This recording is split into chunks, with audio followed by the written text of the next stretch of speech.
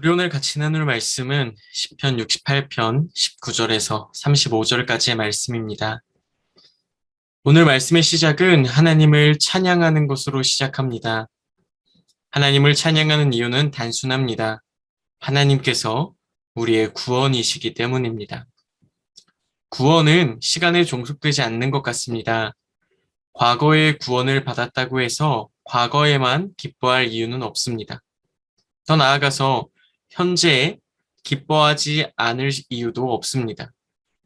구원은 우리로 하여금 사망에서 벗어나게 했었고 지금도 우리를 사망에서 벗어나게 합니다.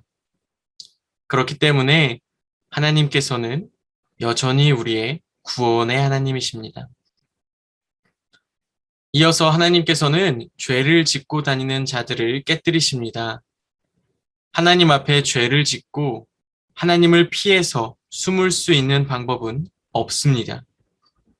하나님은 구원의 하나님이시지만 또한 공의의 하나님이십니다. 22절의 말씀은 죄 지은 자들이 어디에 있던지 바산에서 돌아오게 하고 바다 깊은 곳에서도 나오게 해서 심히 치신다고 말씀하십니다. 그들의 분깃을 얻게 하시는 것이죠. 이어서 24절부터는 하나님의 행차하심을 보게 됩니다. 실제로 하나님을 볼 수 없으니 아마 법궤가 성전에 올라가는 모습을 묘사했을 것이라고 이야기합니다만 이 행렬의 맨 앞에는 노래하는 자들이 있고 악기 연주하는 젊은 여자들이 따라갑니다. 마치 이스라엘 백성이 홍해를 건넌 후에 미리암이 소고를 치고 여인들이 찬양했던 때가 떠오르기도 합니다. 이어서 시인은 이스라엘 근원들에게 찬양하라고 선포합니다. 이들은 이스라엘 각 지파의 장이라고 보여집니다.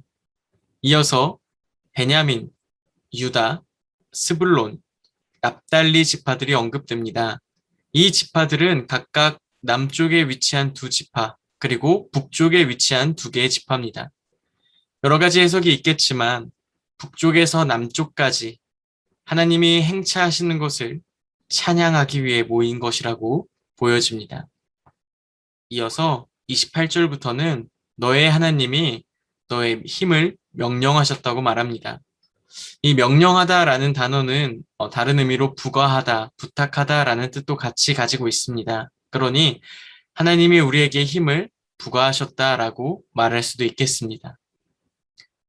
그리고 이어서 28절에 우리를 위하여 행하신 것을 견고하게 하소서라는 말씀을 묵상하게 됩니다.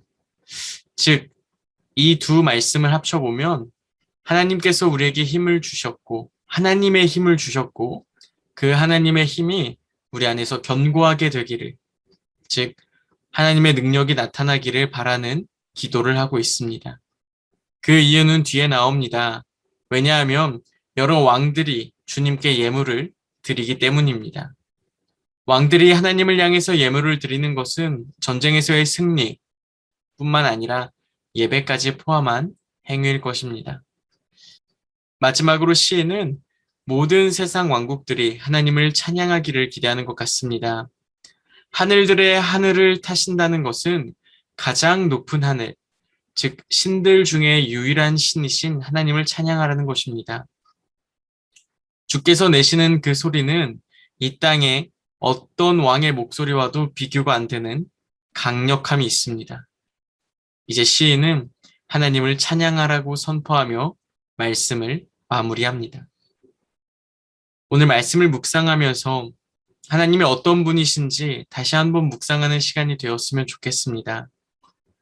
오늘 말씀에서 하나님은 우리를 구원하시고 우리를 사망에서 벗어나게 하시고 우리를 이끌어 주시며 또한 우리에게 힘을 주시고 능력을 주시는 하나님이십니다.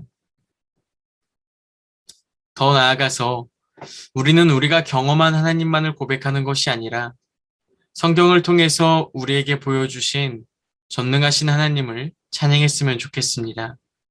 내가 경험하지 못했다고 해서 하나님의 능력이 절대 부족하지 않습니다. 오늘 하루 말씀을 붙들고 살아갈 때에 하나님의 능력으로 충만한 그러한 하루가 되기를 소망합니다.